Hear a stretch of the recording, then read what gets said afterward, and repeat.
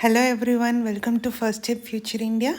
இந்த வீடியோவில் நம்ம பார்க்க போகிறது என்சிஆர்டி கிளாஸ் 8 ஹிஸ்ட்ரி புக் அவர் பாஸ்ட் 3ல லாஸ்ட் சாப்டர். ஸோ இந்த புக்கோட இந்த சாப்டரோட இந்த புக்கே கம்ப்ளீட் ஆகுது. ஸோ இது வரைக்கும் சப்போர்ட் பண்ண எல்லாருக்குமே ரொம்ப ரொம்ப தேங்க்யூ. இந்த லெசன் ரொம்ப ரொம்ப இம்பார்ட்டண்ட், ஓகேங்களா?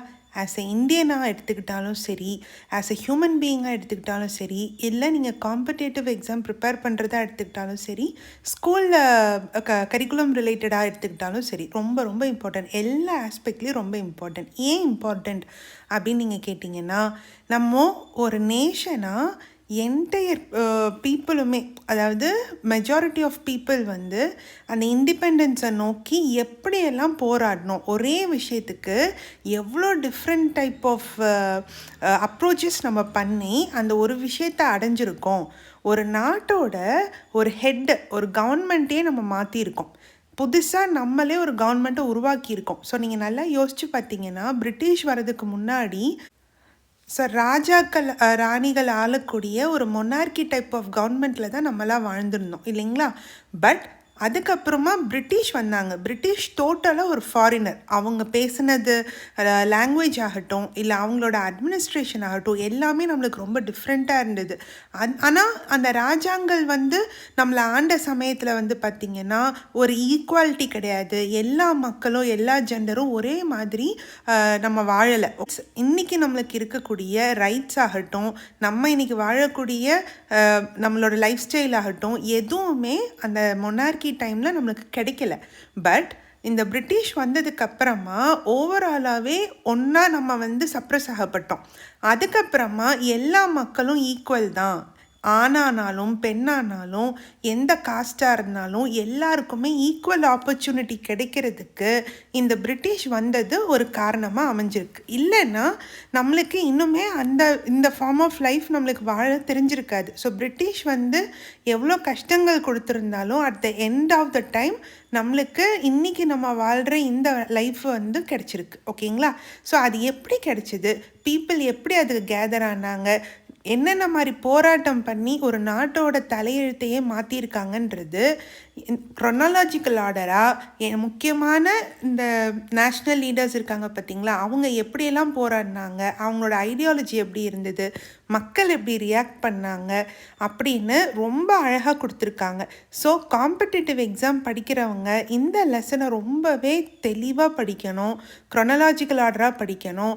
என்ன ஏதுன்னு நீங்கள் வந்து ஆன்சர் ரைட்டிங்காகட்டும் எம்சிக்யூக்காகட்டும் ரொம்பவே இம்பார்ட்டன்ட் லெசன், புரியுதுங்களா? நான் எக்ஸாம்ஸ் கொஷின் பேப்பர்ஸ்லாம் அனலைஸ் பண்ணதில் இந்த லெசன் ரொம்ப ரொம்ப ரொம்ப இம்பார்ட்டன்ட். ஸோ லெசனுக்குள்ளே நம்ம போயிடலாம். So making of the national movement 1870s to 1947. So இந்த பேஜில் என்ன சொல்லியிருப்பாங்கன்னா, பிரிட்டிஷ் இந்த 7th சாப்டர் வரைக்குமே பிரிட்டிஷ் வந்து ஒவ்வொரு டைப் ஆஃப் பீப்புளை எப்படி இம்பேக்ட் பண்ணாங்கன்னு நம்ம படிச்சிருப்போம். அதாவது ட்ரைபல் பீப்புளை எப்படி இம்பேக்ட் பண்ணாங்க, பெசன்ஸ் எப்படி இம்பேக்ட் பண்ணாங்க, அப்புறம் ஆர்மிஸ் சோல்ஜர்ஸ் எப்படி இம்பேக்ட் பண்ணாங்க, கிங்ஸு ஜமீன்தார்ஸ் எப்படி இம்பேக்ட் பண்ணாங்கன்னு ஒவ்வொருத்தராக படித்தோம். ஸோ அவங்க எல்லாருமே எப்படி இம்பேக்ட் ஆனாங்க, ஓவராலாக அவங்க எப்படி ரியாக்ட் பண்ணாங்க, எல்லாரும் எப்படி ஒன்று சேர்ந்தாங்க அப்படிங்கிறது தான் இதுலேருந்து படிக்க போகிறோம். So emergence of nationalism.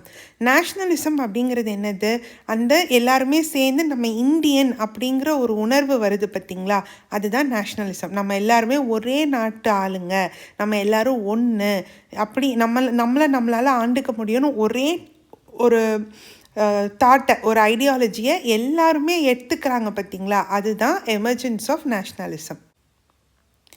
So இந்த எமர்ஜென்ஸ் ஆஃப் நேஷ்னலிசம்னு நான் வந்து ரிட்டன் நோட்டில் ஒன்று இன்னும் கொஞ்சம் தெளிவாக நான் உங்களுக்கு சொல்கிறேன். ஸோ ஓவராலாக பார்த்தீங்க அப்படின்னு சொன்னால், பிரிட்டிஷ் வந்து 1857க்கு அப்புறம், கிரேட் ரிவோல்ட் ஆஃப் 1857க்கு அப்புறம் பார்த்திங்கன்னா மக்களை வந்து நம்ம இந்தியாவை இதே மாதிரி ரொம்ப லெத்தாஜிக்கெல்லாம் ஆழ முடியாது, மக்களோட சப்போர்ட்டும் நம்மளுக்கு வேணும். அப்போது அவங்களுக்கு என்ன வேணுமோ, நம்மளுக்கு பாதிப்பு வராத எல்லாத்தையும் அவங்களுக்கு செஞ்சு கொடுத்துட்டு கொஞ்சம் கொஞ்சமாக இன்னும் அவங்கள கொஞ்சம் ஸ்ட்ரிக்டாக கொண்டு வரணும், கண்ட்ரோல் கொஞ்சம் அதிகப்படுத்தணும்னு சொல்லி நிறைய சட்டங்களை மாற்றிக்கிட்டே வராங்க. புது புது பாலிசிஸ்லாம் கொண்டு வராங்க. அப்படி அவங்க கொண்டு வந்த நிறைய பாலிசிஸ் வந்து மக்கள் வந்து கஷ்டப்படுறாங்க. அதாவது இல்லை இது தப்பு அப்படின்னு சொல்லி. அப்படியே அவங்க வந்து சொன்னது தான் arms act, vernacular press act, இல்பர்ட் act. So இந்த மாதிரி ஆக்ட்ஸ் எல்லாம் வர வர மக்கள் வந்து அவேர்னஸ் இன்க்ரீஸ் பண்ணுறாங்க. இல்லை பிரிட்டிஷ் வந்து நம்மளை ஆளணும்னு நினைக்கல, நம்மளை ப்ளண்டர் பண்ணணும்னு நினைக்கிறாங்க. நம்ம நாட்டோட வளங்கள் எல்லாத்தையுமே எடுத்துகிட்டு போய் பிரிட்டிஷ் இங்கிலாண்டுக்கு கொண்டு போய் அங்கே அவங்கள செழிப்பாக்கணுன்னு தான் பார்க்குறாங்க. நம்மளை அவங்க கேர் பண்ணலை. நம்மளுக்கு ஒரு விஷயம் வேணும்னா நம்ம தான் வந்து எதிர்த்து நிற்கணும். நம்மளுக்கு வேணுங்கிறத நம்ம குரல் கொடுத்து கேட்கணும். அதை வந்து நம்மளுக்கு தேவைகளை வந்து பூர்த்தி பண்ணிக்கிற இடத்துக்கு வரணும்னு சொல்லி மக்கள் வந்து அவேர்னஸை க்ரியேட் பண்ணுறாங்க. அதுக்கேற்ற மாதிரி தன்னோட தகுதிகளை வளர்த்திக்கிறாங்க.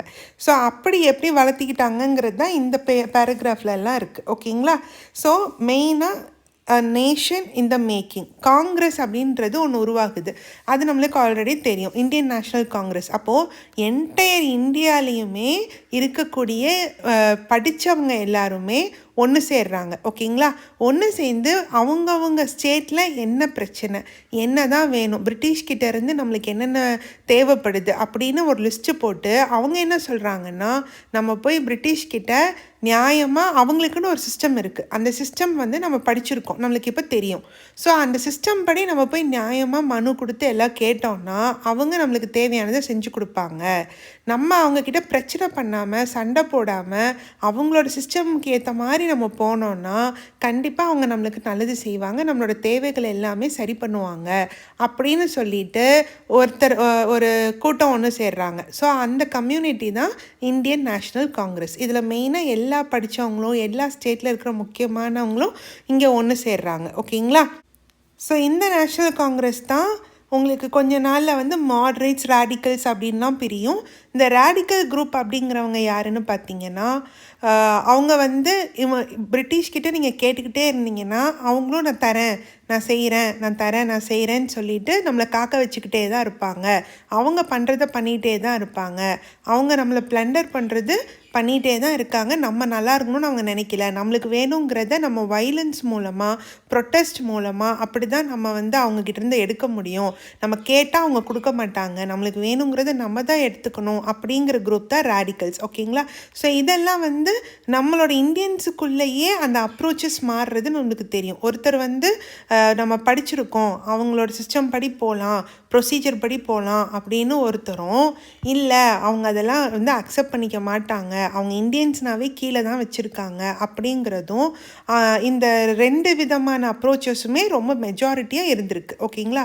இது போக இன்னொன்று நம்ம தெரிஞ்சுக்கணும். என்னென்னா பிரிட்டிஷ் அப்படின்னு சொன்னாவே ரொம்ப தப்பானவங்க, இந்தியாவை வந்து என்ன சொல்கிறது ப்ளண்டர் மட்டுமே பண்ணுறாங்க அப்படின்னு நம்ம எடுத்துக்க முடியாது. ஏன்னா பிரிட்டிஷ்லேயுமே 2 டைப் ஆஃப் பீப்புள் இருந்திருக்காங்க. ஒரு டைப் ஆஃப் பீப்புள் வந்து இந்தியாவில் இருக்கக்கூடிய வளங்களை அதிகமாக எடுத்துட்டு மக்களை வந்து ஒரு ஸ்லேவ் மாதிரி ட்ரீட் பண்ணவங்களும் இருக்காங்க.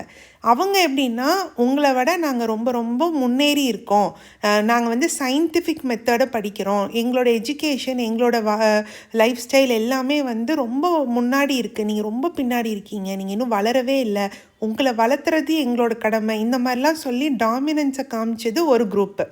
இன்னொரு குரூப் என்ன செய்கிறாங்கன்னா, இந்தியன்ஸ் வந்து ரொம்ப அழகான ஒரு லைஃப் ஸ்டைல் வாழ்கிறாங்க, அவங்கக்கிட்டேருந்தும் கற்றுக்கிறதுக்கு நிறைய இருக்குது, உங்களோட ஹிஸ்ட்ரி ரொம்ப ரொம்ப அழகானது, உங்களோட வாழ்வாதாரங்கள் நீங்கள் ஃபாலோ பண்ணுற மெத்தட்ஸ் எல்லாமே ரொம்ப நல்லா இருக்குது, உங்களோட ஹிஸ்ட்ரியை நீங்கள் தெரிஞ்சுக்கோங்க, நீங்கள் வந்து எல்லோரும் ஒன்று சேருங்க, நீங்கள் இப்படி பண்ணுங்கள் அப்படி பண்ணுங்கன்னு பிரிட்டிஷ்க்கு எதிராகவே பிரிட்டிஷ் சில அஃபீஷியல்ஸ் ஆகட்டும், முக்கியமானவங்களாகட்டும் எல்லாரும் மக்களுக்கு ஹெல்ப் பண்ணியிருக்காங்க. அவங்கவுங்கள வந்து எக்ஸ்ப்ளாய்ட் பண்ணுறாங்க. அவங்கவுங்கள வந்து கஷ்டப்படுத்தாமல் நீங்கள் அவங்கள அவுட்ரன் பண்ண முடியும், அவங்கள வந்து நீங்கள் இப்படி எதிர்த்து நில்லுங்க, இப்படி உங்களோட அப்ரோச்சை பாருங்கள், நீங்கள் இந்த மாதிரி பண்ணுங்கன்னு வழி நடத்தினவங்களும் இருக்காங்க. அதுக்கு ஹியூம் ஒரு பெஸ்ட் எக்ஸாம்பிள். ஓகேங்களா? ஸோ இதெல்லாம் இந்த மாதிரிலாம் நடந்தது. ஒரு ஸ்டேஜுக்கு அப்புறம் வந்து பார்த்திங்கன்னா நம்ம காந்தி உள்ளே வராரு. ஸோ காந்தி வந்து பார்த்திங்கன்னா ஆல்ரெடி சவுத் ஆஃப்ரிக்காவில் வந்து அவர் வந்து தாழ்த்தப்பட்ட மக்கள், அதாவது பிளாக்கு ஒயிட்டு அப்படின்னு சொல்லிட்டு மக்களை வந்து பிரிச்சுட்டு ஒயிட்டோட டாமினன்ஸ் அங்கேயுமே நிறையவே இருந்தது. ஆனால் காந்தி அங்கே போய் நான் வைலன்ஸ்னு ஒரு விஷயத்தை கொண்டு வந்து அதை ஃபாலோ பண்ணி மக்களை ஒன்று சேர்த்தி அவங்களுக்கு படிப்பு கொடுத்து நீங்கள் வந்து உங்களோட தேவைகள் எல்லாத்தையுமே கவர்மெண்ட் கிட்ட சொல்லலாம், அதை வந்து உங்களால் அடைய முடியும், ஆனால் நான் வைலன்ஸ் மூலமாக தான் அடையணும், வைலன்ஸ் உங்களுக்கு வழி கொடுக்காது, அவங்க என்ன அடித்தாலும் என்ன பண்ணாலும் நீங்கள் உங்களுக்கு என்ன வேணுங்கிறத ரொம்ப தெளிவாக மைண்டில் வச்சு நீங்கள் வைலன்ஸில் ஈடுபடாமல் அஹிம்சை மூலமாக வெயிட் பண்ணிங்கன்னா உங்களுக்கு தேவையானது கிடைக்கும்னு சொல்லி அதை நடத்தியும் காமிச்சு நிறைய நல்ல நல்ல விஷயங்களை அந்த பிளாக் பீப்புளுக்கு கொண்டு வந்திருக்காரு. ஸோ இதன் மூலமாக அப்போவே காந்தியோட இந்த நான் வைலன்ஸ் அப்படிங்கிற ஒரு ஐடியாலஜி உலகம் ஃபுல்லாகவே பரவி இருந்துச்சு. காந்திஜி ஒரு இடத்துக்கு வந்தாவே அங்கே வந்து நல்லது தான் நடக்கும், அவர் வந்து ஒரு விஷயம் செஞ்சாருன்னா அதில் வெற்றி தான் வரும்னு ரொம்ப தாழ்த்தப்பட்ட மக்களுக்கும் பிளாக் பீப்புளுக்கும், அதாவது சப்ரஸ்டு கிளாஸஸ் எல்லாருமே காந்தி ஒரு கடவுளாக பார்த்த ஒரு டைம் அது. ஓகேங்களா? அப்படி காந்தி இந்தியாவுக்குள்ளே வந்து ஃபஸ்ட்டு அவர் ஒரு வருஷம் ஃபுல்லாக இந்தியாவை அனலைஸ் பண்ணுறாரு. இந்தியா ஃபுல்லாக ட்ராவல் பண்ணி இந்தியாவில் என்ன தான் பிரச்சனை, என்ன பண்ணால் இந்தியா இன்னும் மேலே வரும், என்ன தான் இந்தியாவுக்கு தேவைன்னு அவர் வந்து கற்றுக்கிறாரு. அதுக்கப்புறமா ஒவ்வொரு போராட்டமாக பண்ணுறாரு. ஸோ ஒரு பக்கம் காந்தி, இன்னொரு பக்கம் மாட்ரேட்ஸு, இன்னொரு பக்கம் ரேடிக்கல்ஸு, அதே மாதிரி போஸ், அந்த மாதிரி எல்லாருமே ஒன்று சேர்ந்து நிறைய டைப் ஆஃப் அப்ரோச்சஸ் பண்ணி அப்படி நம்மளுக்கு கிடைச்சது தான் இண்டிபெண்ட் இந்தியா. ஓகேங்களா? இதில் இந்த முக்கியமான லீடர்ஸ் மட்டும் கிடையாது, பெசன்ஸ் இருந்திருக்காங்க, ட்ரைபல் குரூப்ஸ் இருந்திருக்காங்க, எல்லாருமே அவங்களுக்கு ஏற்ற மாதிரி அவங்களுக்கு தெரிஞ்ச மாதிரி போராட்டங்கள் பண்ணியிருக்காங்க. அது எல்லாமே நான் ரிட்டன் நோட்ஸில் ஒன்றா ரொம்ப தெளிவாக நான் கொடுத்துருப்பேன். ஓகேங்களா? பட் ஓவராலாக லெசனோட இன்ட்ரொடக்ஷன் இது தான். இந்த மார்க்கிங் எல்லாமே நீங்கள் ஃபஸ்ட்டு ஒரு லெசனோட இன்ட்ரொடக்ஷன் நான் ரிட்டன் நோட் எழுதியிருக்கேன் பார்த்தீங்களா, அந்த ரிட்டன் நோட்டை நல்லா படிச்சுக்கோங்க. படிச்சுட்டு லெசன் ரீடிங் நீங்கள் படிக்கும்போது இந்த நான் மார்க் பண்ணியிருக்கிறது இது எல்லாத்தையுமே பார்க்கும்போது உங்களுக்கு அப்போ உங்களால் கனெக்ட் பண்ண முடியும். ஓகேங்களா? ஸோ நான் முன்னாடியே சொன்ன மாதிரி ரொம்ப ரொம்ப இம்பார்ட்டண்ட்டான ஒரு லெசனை நிறைய டைம் கொடுத்து தெளிவாக படிங்க. நோட்ஸ் வந்து படித்து டெஸ்ட்டாக எழுதிக்கோங்க. டெஸ்ட்டாக ஒரு பேஜாக நீங்கள் டெஸ்ட்டாக எழுதும்போது ஒரே வேலையாக முடிஞ்சிடும். எழுதி வச்சுட்டு படிக்கிறத அப்புறம் படிக்கலான்னு ப்ரோகாஸ்டினேட் பண்ணாதீங்க. சரிங்களா? ஸோ நெக்ஸ்ட்டு வீடியோவில் பார்க்கலாம். பார்ட் 2 வீடியோவில். All the very best. நல்லா படிங்க. தேங்க்யூ.